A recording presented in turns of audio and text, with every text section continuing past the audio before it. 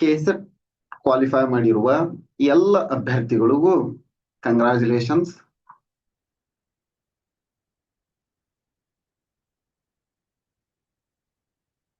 Congratulations ಎಲ್ಲರಿಗೂ congratulations.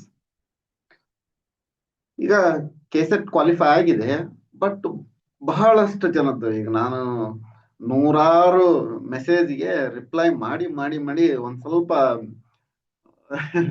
ಏನ್ ಮಾಡ್ಬೇಕಂತಾನ ಗೊತ್ತಿಲ್ಲ. ಸ್ವಲ್ಪ ಕುತ್ಕೊಂಡ್ರೆ ಸಾಕು ಮೆಸೇಜ್ ಬರುತ್ತ, ಇಲ್ಲ ಕಮೆಂಟ್ಸ್ ಬರುತ್ತ, ಕಾಲ್ ಬರುತ್ತ. ಹಂಗಾಗಿ ಕಾಮನ್ ಮಿಸ್ಟೇಕ್ ಅದಾವು.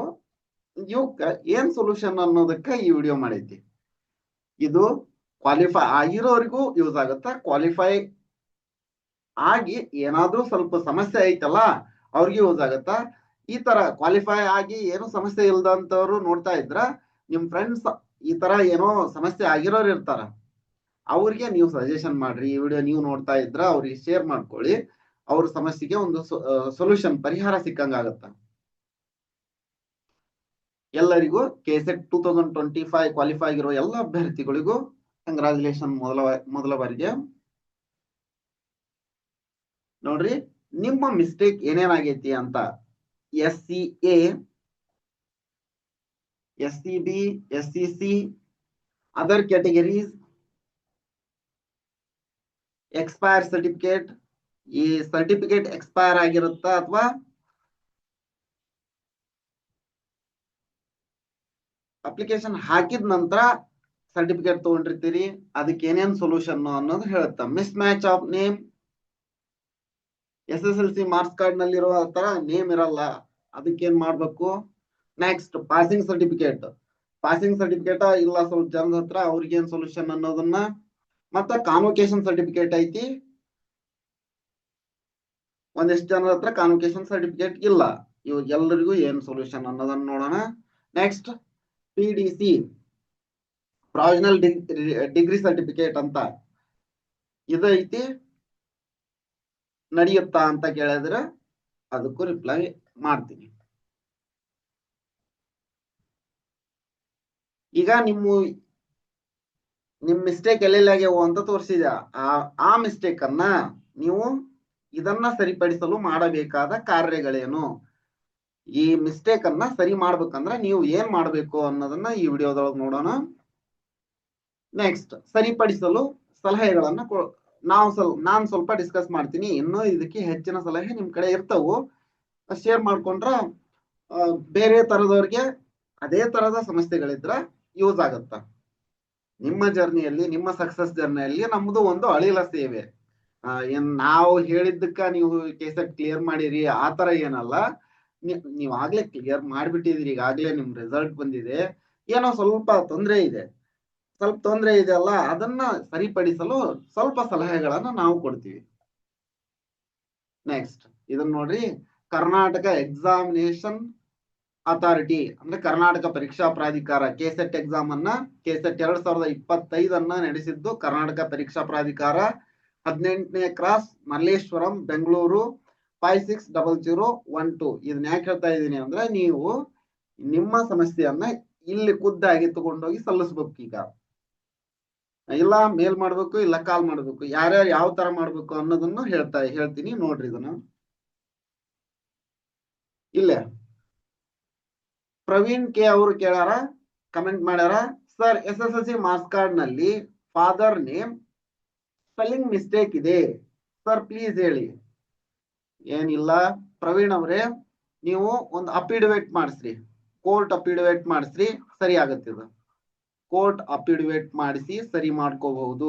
ಇದು ಮಿಸ್ಟೇಕ್ ಏನು ಕರೆಕ್ಟೇಬಲ್ ಮಿಸ್ಟೇಕ್. ಇದು ಅಂದ್ರೆ ಇದನ್ನ ಕರೆಕ್ಟ್ ಮಾಡಬಹುದು.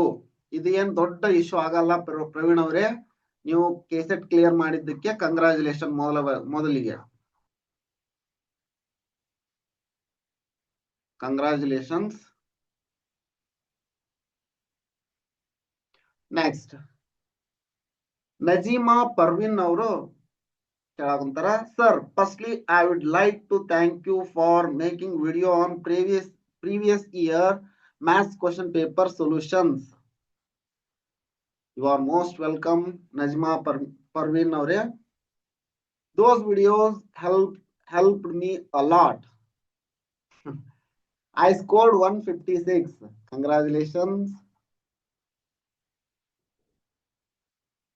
Congratulations, Parveen avare.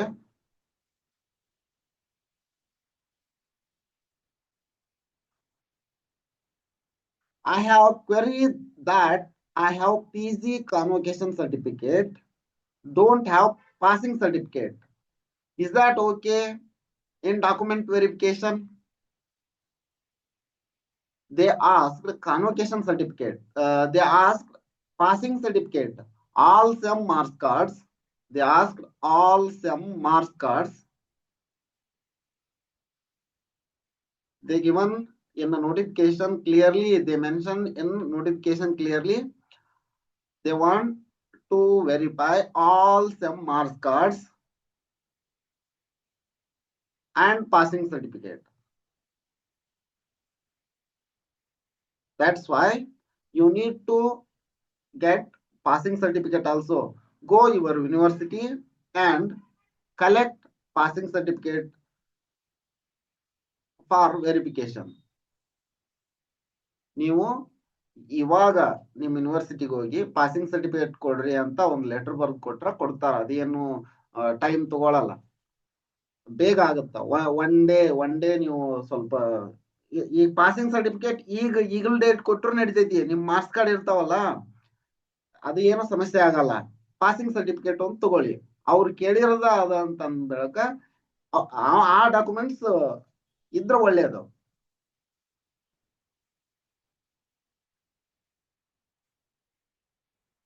Next super thanks ಕಳಿಸಿದ್ದಾರೆ. ವೆಲ್ಕಮ್, ಥ್ಯಾಂಕ್ಸ್ ಅಂತಂದು. You are most welcome.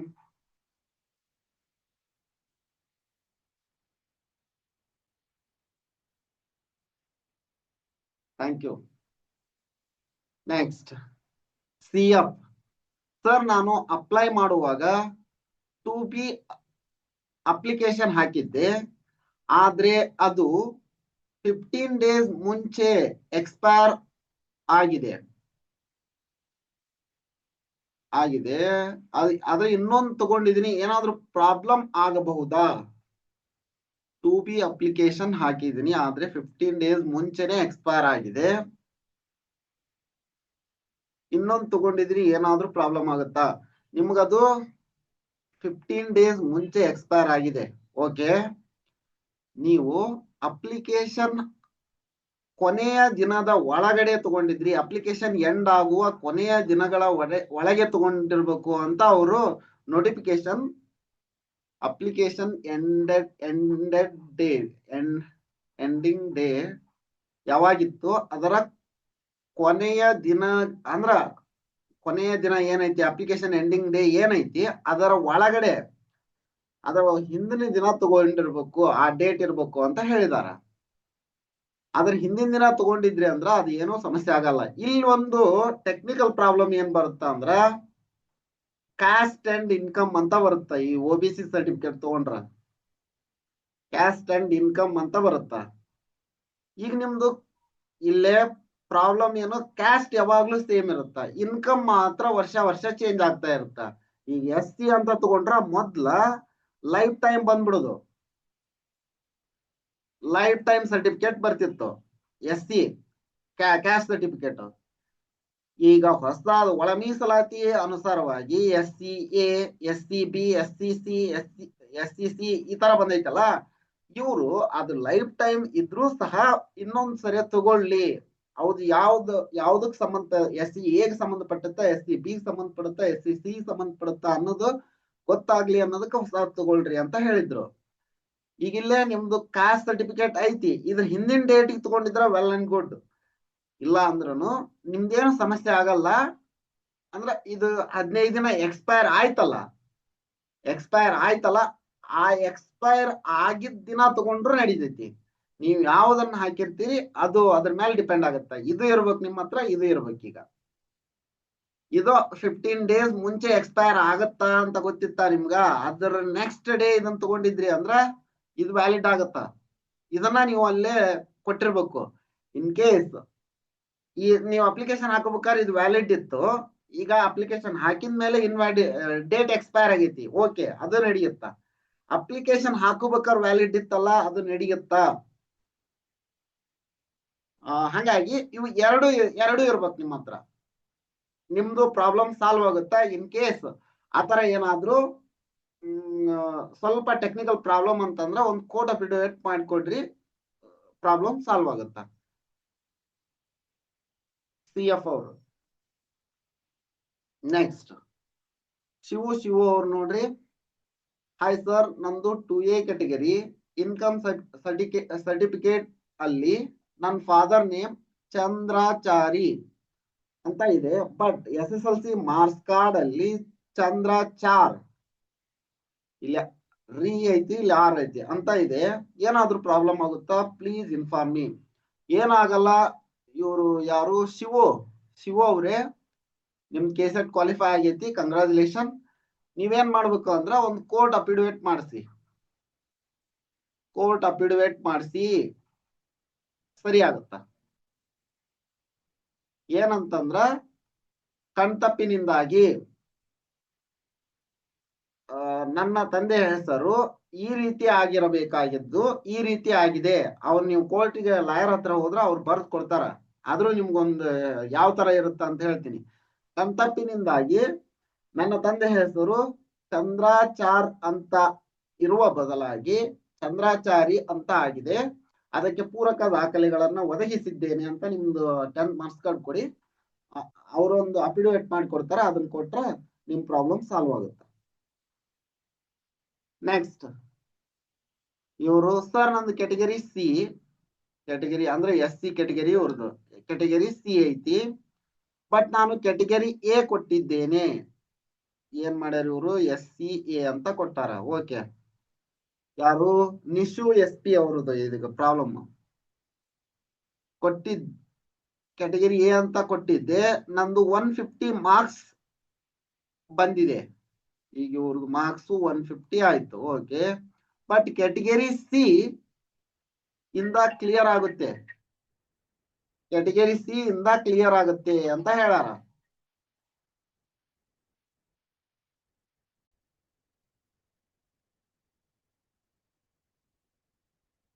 Category C ಇಂದ ಕ್ಲಿಯರ್ ಆಗುತ್ತೆ,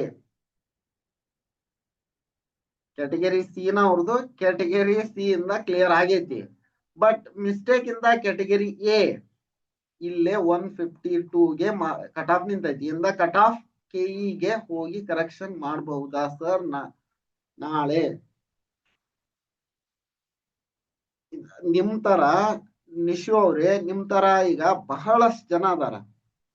ನೀವು ಹೋಗಿ ಅಂದ್ರ ಮಂಡೇ ಹೋಗಿ, ಮಂಡೇ ಅಥವಾ ನಿಮ್ಗೆ ಯಾವ್ದು ಅನುಕೂಲ ಆಗುತ್ತೋ ಆ ದಿನ ಬೇಗ ಹೋಗ್ಬೇಕು, ಬೇಗ KE ಹೋಗಿ ಲೆಟರ್ ಕೊಡಿ. ಅವರು ಲೆಟರ್ ಕೊಟ್ರ ಏನ್ ಮಾಡ್ತಾರ, ಏನ್ ಮಾಡಬಹುದು. ಈಗ ನಿಮ್ ತರ ನಿಮ್ದೊಂದೇ ಅಲ್ಲ, ಈಗ ಬಹಳಷ್ಟು ಜನ ಇಲ್ಲಿ ಅದಾರ, ಇನ್ನೂ ಜಾಸ್ತಿ ಜನ ಅದಾರ, ಇನ್ನೂ ಜಾಸ್ತಿ ಜನ ಫೋನ್ ಮಾಡಿದ್ರು, ನಂಗೆ ಮೆಸೇಜ್ ಮಾಡಿದ್ರು, ನಾ ನೋಡ್ದಂತೆ ಬಹಳಷ್ಟು ಜನ ಈ ಪ್ರಾಬ್ಲಮ್ನವ್ರು ಅದಾರ. ಫಸ್ಟ್ಗೆ ನಿಶು ಅವರೇ ಕಂಗ್ರಾಚುಲೇಷನ್, ನೀವು ಕೆಸೆಟ್ ಅನ್ನು ಕ್ವಾಲಿಫೈ ಮಾಡಿದಿರಿ, ನಿಮ್ದು ಈ ಪ್ರಾಬ್ಲಮ್ ಸಾಲ್ವ್ ಆಗತ್ತ. ಯಾಕೆ ಗೊತ್ತಾ, ಈ ತರದವರು ಬಹಳಷ್ಟು ಜನ ಅದಾರ. ಹಂಗಾಗಿ ಈಗ ನೀವು ಇದ್ರೊಳಗ SC ದೊಳಗ್ ಕ್ಲಿಯರ್ ಮಾಡಿದ್ರ, ಅವ್ರು SC ಅಂತ ಹಾಕಿ SCA ದೊಳಗ್ ಕ್ಲಿಯರ್ ಮಾಡಿದವರು ಅದಾರ. ಈಗ 8,383 ಕ್ವಾಲಿಫೈ ಅಂತ ಕೊಟ್ಟಾರಲ್ಲ, ಅದ್ರೊಳಗ ಇದನ್ನೇನ್ ಚೇಂಜ್ ಮಾಡ್ದಾನ, ಇವ್ರಿಷ್ಟು ಕ್ವಾಲಿಫೈ ಆಗ್ತಾರ, ಅಷ್ಟು ಚೇಂಜ್ ಮಾಡ್ದಾನ ಏನಾದ್ರೂ ಮಾಡಕ್ ಸಾಧ್ಯತೆ ಐತಾ ನೋಡ್ಕೊಂತಾರ ಅವ್ರು. ನಿಮ್ ತರ ಇರೋರು ಮತ್ ಬೇರೆ ಯಾರು ಅದಾರ ಅಂತ ತಿಳ್ಕೊಂಡು ನೀವೆಲ್ರೂ ಅವ್ರನ್ನ ಕಾಂಟ್ಯಾಕ್ಟ್ ಮಾಡಿದ್ರಿ, ಫೋನ್ ಮಾಡಿದ್ರಿ, ಅಥವಾ ಮೇಲ್ ಮಾಡಿದ್ರಿ, ಅಥವಾ ಲೆಟರ್ ಕೊಟ್ರಿ, ಈ ತರ ಮಾಡಿದ್ರಿ ಅಂದ್ರ ನಿಮ್ ತರ ಎಷ್ಟ್ ಜನ ಅದಾರ ನೋಡ್ಕೊಂಡು ಅವ್ರಿಗೆ ಏನನ್ನ ಮಾಡಿ ಒಳ್ಳೇದನ್ನ ಮಾಡ್ಬೋದು. ನಿಮ್ಮನ್ನ ಅವರು ಕ್ವಾಲಿಫೈ ಆಗಿದ್ದನ್ನ ಕ್ವಾಲಿಫೈ ಅಲ್ಲ ಅಂತ ಕೂಡ ಟ್ರೈ ಮಾಡಲ್ಲ, ಯಾವಾಗ್ಲೂ ನಿಮ್ಮನ್ನ ಕ್ವಾಲಿಫೈ ಮಾಡಾಕ ಅವರು ಏನ್ ಸಾಧ್ಯತೆ ಐತಿ ನೋಡ್ತಿರ್ತಾರ. ಸರಿನಾ? ನೀವು ಈ ಹಂತಕ್ ಬಂದು 1 ಮಾರ್ಕ್ಸ್ 2 ಮಾರ್ಕ್ಸ್ನಾಗ ಹೋದವ್ರ ಬಹಳ ಇದನ್ ಮಾಡ್ತಿರ್ತಾರ. ನೀವು ಆಗ್ಲೇ ಕ್ವಾಲಿಫೈ ಆಗ್ಬಿಟ್ಟಿರಿ ಈಗ. ಹಂಗಾಗಿ ನಿಮ್ಗೆ ಸಾಧ್ಯತೆ ಐತಿ. ಹೋಗಿ ಒಂದ್ ಲೆಟರ್ ಕೊಟ್ಟು ರಿಕ್ವೆಸ್ಟ್ ಮಾಡ್ಕೊಂಡು ಬನ್ನಿ. ನೆಕ್ಸ್ಟ್ ಪ್ರಕಾಶಪ್ಪ ಅವರು ಕಮೆಂಟ್ ಮಾಡ್ಯಾರ ನೋಡ್ರಿ. ಸರ್, ನನ್ನ ಕ್ಯಾಸ್ಟ್ ಆದಿ ದ್ರಾವಿಡ SC ಅಂತ ಇದೆ ಸರ್. ನನ್ನ name Prakash BC, Prakash BC, son of. ನನ್ನ ಕ್ಯಾಸ್ಟ್ SCB ಅಲ್ಲಿ ಬರುತ್ತೆ ಸರ್. SCB ಅಲ್ಲಿ ಬರುತ್ತಾ? ನನ್ನ ಸ್ಕೋರ್ 142, ಕಟ್ ಆಫ್ ಡಿಕ್ಲೇರ್ ಆಗಿದೆ sir. But cut off same ಇದೆ sir. Please give me solution sir. ಏನಿಲ್ಲ, ನೀವು ಕಟ್ ಆಫ್ 142 ಇದೆ ಅಲ್ವಾ, 142 ನೀವು ಕಟ್ ಆಫ್ ಮಾರ್ಕ್ಸ್ ತಗೊಂಡಿದ್ರು. ನೀವು ಕ್ಲಿಯರ್ ಮಾಡ್ದಂಗೆ ನಿಮ್ದು ಕ್ಲಿಯರ್ ಆಗಿದೆ. ಕಂಗ್ರಾಚುಲೇಷನ್ ಪ್ರಕಾಶ್ ಅವರೇ. ನೀವು ಕ್ಲಿಯರ್ ಅಷ್ಟಕ್ಕ ಇದ್ರು ನೀವು ಕ್ಲಿಯರ್ ಆದಂಗೆ. ನೀವು ಏನು ತೊಂದರೆ ಪಟ್ಕೋಬೇಡಿ, ನಿಮ್ದು ಕ್ಲಿಯರ್. ಕಂಗ್ರಾಚುಲೇಷನ್ ಪ್ರಕಾಶ್ ಅವರೇ, ನೀವು ಕ್ಲಿಯರ್ ಮಾಡಿದೀವಿ.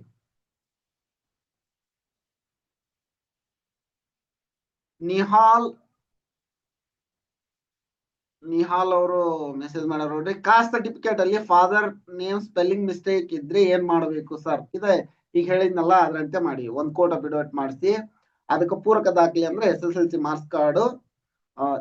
ಅಲ್ಲಿ SSLC ಮಾರ್ಕ್ಸ್ ಕಾರ್ಡ್ ಕೊಡ್ರಿ. ಕಣ್ತಪ್ಪಿನಿಂದ ಈ ರೀತಿ ಆಗೈತಿ ಅಂತ ಅವರು ಕೋರ್ಟ್ ಲಾಯರ್ ಬರ್ದು ಕೊಡ್ತಾರೆ ನಿಮ್ಗ. ಅದನ್ನ ದಾಖಲೆಯನ್ನ ಇಟ್ಕೊಂಡು ಕೊಡಿ. ನಿಹಾಲ್ ಅವರೇ, ನಿಮ್ಮ ಸಮಸ್ಯೆ ಕ್ಲಿಯರ್ ಆಯ್ತು. ಇಷ್ಟೇ ಮಾಡ್ಬೇಕಾಗಿರೋದು. ನೆಕ್ಸ್ಟ್ ವೈಶಾಖ್ ಅವ್ರು ಮೆಸೇಜ್ ಮಾಡ್ಯಾರ. Sir, my wife score is 172 in KSET in commerce equal general merit cut off which is also 172. Okay, congratulations Vaishakh ಅವರೇ. ವೈಶಾಖ್ ಅವರ ವೈಫ್ಗೆ ಕಂಗ್ರಾಚುಲೇಷನ್ಸ್. ಮೇಡಮ್, ಚೆನ್ನಾಗಿ ಸ್ಕೋರ್ ಮಾಡಿದಿರಿ. But number of slots is less than total qualified. She also have 3B category whose cutoff is 166. Will she be eligible in 3B quota? Oh, definitely. Vaishakh ಅವರೇ, ಇವರು 100% qualify ಆಗಿದ್ದಾರೆ. ಏನು ಸಮಸ್ಯೆ ಇಲ್ಲ, ಎಲ್ಲ ಕ್ವಾಲಿಫೈ ಆಗಿದ್ರು. ಸ್ಲಾಟ್ ಬಗ್ಗೆ ತಲೆ ಕೆಡಿಸ್ಕೋಬೇಡಿ. ಸ್ಲಾಟ್ ನಲ್ಲಿ ಇರೋದಕ್ಕಿಂತಾನು ಕ್ವಾಲಿಫೈ ಜಾಸ್ತಿ ಆಗಿದ್ರು ಕ್ವಾಲಿಫೈ ಮಾಡ್ತೀವಿ ಅಂತ ಹೇಳಿದಾರ ಅವರು. ಹಾಗಾಗಿ ಇವ್ರು 100% ಕ್ವಾಲಿಫೈ. ಕಂಗ್ರಾಚುಲೇಷನ್. ನೆಕ್ಸ್ಟ್ ಸನ್ಮತಿ ಅವರು ಮೆಸೇಜ್ ಮಾಡ್ರು. Hello sir, I am qualified in physical science. Congratulations Sanmati ಅವರೇ. I am 3B category. At the time of application, by mistake, I uploaded old RD number of income and caste certificate, which was expired at 2023. But have the running caste and income certificate, which was also made at 2023 November only. Is this problematic, sir? At the time of verification, is it problematic? ಸನ್ಮತಿ ಅವರೇ, ಇದು ಸ್ವಲ್ಪ problematic. ಏನಂದ್ರ ನೀವು application ಹಾಕೋ ನಿಮ್ದು 2 certificate ಐತಿ, ಏನು ತೊಂದರೆ ಇಲ್ಲ. ನೀವು ಒಂದು ಕೋರ್ಟ್ ಅಫಿಡವಿಟ್ ಮಾಡಿಸ್ಬಿಡಿ. ನೀವು ಕ್ವಾಲಿಫೈ ಆಗಿದ್ದೀರಲ್ಲ, ಏನು ತೊಂದರೆ ಇಲ್ಲ. ಕೋರ್ಟ್ ಅಫಿಡವಿಟ್ ಮಾಡಿಸಿ. ಅವರು ನಿಮ್ಮನ್ನ ರಿಜೆಕ್ಟ್ ಮಾಡ್ಬೇಕು ಅಂತ ಏನ್ ಡಿಸೈಡ್ ಮಾಡಿರಂಗಿಲ್ಲ. ನಿಮ್ಮನ್ನ ರಿಜೆಕ್ಟ್ ಮಾಡ್ಬೇಕು ಅಂತ KEAದವರು ಕೈ ಕಟ್ಕೊಂಡು ಕುತ್ಕೊಳ್ಳಂಗಿರಂಗಿಲ್ಲ. ನಿಮ್ಗೆ ಯಾವ ರೀತಿ ನೀವು ಇಲ್ಲಿವರೆಗೂ ಓದಿ ಕ್ವಾಲಿಫೈ ಮಾಡಾಕ ಕಷ್ಟಪಟ್ಟಿರ್ತೀರಿ ಅಂದ್ರ, ಚೆನ್ನಾಗಿ ಓದ್ಬೇಕು ಅಂತಂದ್ರ ಎಲ್ಲಾ ಕೆಲಸ ಅದು ಎಲ್ಲ ಬಿಟ್ಟು ಓದಿರ್ತೀರಿ. ಹಾಗಾಗಿ ನಿಮ್ದು ಏನೋ ಕಣ್ತಪ್ಪಿನಿಂದ ಆಗಿರೋ ಸಮಸ್ಯೆ ಇದು. ಒಂದು ಕೋರ್ಟ್ ಅಫಿಡವಿಟ್ ಮಾಡಿಸಿ. ಈ ರೀತಿ ಆಗಿದೆ ಅಂತ ಒಂದು ರಿಕ್ವೆಸ್ಟ್ ಲೆಟರ್ ಬರೆದು ಕೊಡಿ. ಅವ್ರು ನೋಡ್ತಾರ ಈ ತರ ಏನ್ರ ಜೆನ್ಯೂನ್ ಸಮಸ್ಯೆ ಇದೆಯಾ ಅಂತಂತಂದು. ನೀವೇನು ಎಲ್ಲಿ ಹೊಸಾದ ಏನೋ ಉದ್ಭವ ಮಾಡ್ತಾ ಇಲ್ಲ, ಇರೋದನ್ನ ಮಿಸ್ಟೇಕ್ ಮಿಸ್ಟೇಕ್ ಆಗೇ ಆಗತ್ತೆ, ಯಾರ ಕಡೆಯಿಂದನ ಆಗಲ್ಲ ಅಂತಲ್ಲ. ಇದು ಮೈನರ್ ಮಿಸ್ಟೇಕ್ ಆಗಿದೆ ಅಂದ್ರೆ ಅವರು ಮೊದ್ಲೇ ಹೇಳ್ಬಿಟ್ರ ನೋ ಕರೆಕ್ಷನ್ ಅಲೋಡ್ ಇನ್ ಕ್ಯಾಸ್ಟ್ ಸರ್ಟಿಫಿಕೇಟ್ ಅಂತಂದು, ಅಂದ್ರೆ ನೋಟಿಫಿಕೇಶನ್ನಾಗ ಹೇಳ್ಯಾರ. ಸ್ವಲ್ಪ ನೋಡಿ ಅಪ್ಲೈ ಮಾಡಿದ್ರೆ ಚೆನ್ನಾಗಿರ್ತಿತ್ತು. ನೀವು ಬೇಕಂತ ಯಾರು ಅಪ್ಲೋಡ್ ಮಾಡ್ತಾರೆ ಹೇಳ್ರಿ? ನೀವು ಮಾಡಿರೋದು ಅಂದ್ರ ಬೇಕಂತ ನೀವೇನ್ ಮಾಡಿಲ್ಲ, ಅಪ್ಲೋಡ್ ಮಾಡಕ್ ಹೋಗಿರಿ. ಅದು ಇಸ್ವಿ ಗೊತ್ತಾಗಿಲ್ಲ ಪಾಪ ನಿಮ್ಗ. ಇದನ್ನ ಒಂದ್ ಕೋರ್ಟ್ ಅಫಿಡವಿಟ್ ಮಾಡಿಸ್ರಿ, ಅಲ್ಲೇ ಒಂದ್ಸರಿ ವಿಸಿಟ್ ಕೊಡಿ. ವಿಸಿಟ್ ಕೊಟ್ಟು ಅಲ್ಲಿ ಮೆಂಬರ್ಸ್ ಇರ್ತಾರ ಕೆಇದೊಳಗ, ಅವ್ರನ್ನ ಭೇಟಿಯಾಗಿ ಈ ತರ ಆಗಿದೆ ಸರ್ ಹಿಂಗ ಅಂತಂದು ಸ್ವಲ್ಪ ಮಾತಾಡಿ ನೀವು ಲೆಟರ್ ಕೊಟ್ರಿ ಅಂದ್ರ ಅವ್ರು ಮುಂದೆ ಏನ್ ಮಾಡ್ತಾರ ಅನ್ನೋದಕ್ಕ ನಾನು ಈ ವಿಡಿಯೋದಲ್ಲಿ ಒಂದಿಷ್ಟು ಸಲಹೆಗಳನ್ನ ಕೊಡ್ತೀನಿ ನಿಮ್ಗ. ಜಯಪ್ರದಾ ಅವರು, hello sir, I scored 164 in commerce, but while selecting the category I wrongly choosed A instead of B. ನೋಡ್ರಿ, SCA ಇವ್ರು ಚೂಸ್ ಮಾಡ್ಯಾರ, ಇವ್ರದ್ದು SCB ಇದೆ, ನಿಮ್ದು SCB ಇದೆ. But my mark are qualified in both categories. What for further sir? Congratulations Jayaprada ಅವ್ರೆ, ನೀವೆರಡರೊಳಗೂ clear ಮಾಡಿರಲ್ಲ, ಏನು ಸಮಸ್ಯೆ ಆಗಂಗಿಲ್ಲ. ಕೋರ್ಟ್ ಅಫಿಡವಿಟ್ ಮಾಡಿಸಿ. ಈ ತರ ಆಗಿದೆ ಅಂತ ಅಂದ್ರ ನಮ್ಗೆ ಈದಾಗಬೇಕಾಗಿತ್ತು, ಈದಾಗಿದೆ, ಈ ತಪ್ಪನ್ನ ಇದು ತಪ್ಪಾಗಿದೆ, ಇದನ್ನ ಈ ರೀತಿ ಸರಿಪಡಿಸಿದ್ದೇನೆ ಅಂತ ಒಂದು ಕೋರ್ಟ್ ಅಫಿಡವಿಟ್ ಮಾಡಿಸಿ ಕೊಟ್ರ ನಿಮ್ದೇನು ಸಮಸ್ಯೆ ಆಗಲ್ಲ. ಇದು ಕರೆಕ್ಟೇಬಲ್ ಮಿಸ್ಟೇಕ್. ಬಹಳಷ್ಟು ಜನದ್ದು ಈ ತರ ಆಗೈತಿ. ಅದಕ್ಕೆ ನೀವು ಈಗ ಒಂದ್ ಕಾಲ್ ಮಾಡ್ರಿ ಅಥವಾ ಮೇಲ್ ಮಾಡ್ರಿ ಅಥವಾ ಲೆಟರ್ ಕೊಡ್ರಿ. ಅವ್ರು ಏನ್ ಮಾಡ್ತಾರ ಅಥವಾ ಏನ್ ಮಾಡಬಹುದು ಅನ್ನೋದನ್ನ ಈ ವಿಡಿಯೋ ಕೊನೆಯಲ್ಲಿ ಸಲಹೆ ಹೇಳ್ತೀನಿ ನಾನು. Next, Pavan MJ, hello sir, mine is SPB, ಇವ್ರದ್ದು SCB ಕ್ಯಾಟಗರಿ, ಬಟ್ ನಂದು SCC ಅಲ್ಲಿ ಅನೌನ್ಸ್ ಆಗಿದೆ. ನೀವು SCC ಅಂತ ಅನೌನ್ಸ್ ಆಗೈತಿ ಈಗ.